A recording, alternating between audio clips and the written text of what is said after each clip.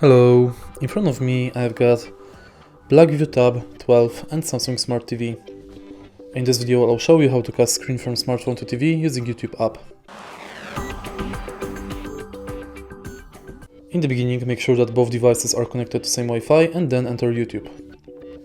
Press the screencast button located on the top of the screen and select your TV.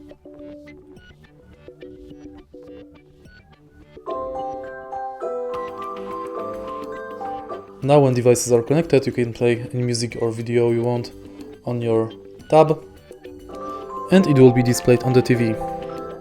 If you want to stop the connection, again press this button and select disconnect. And it's done.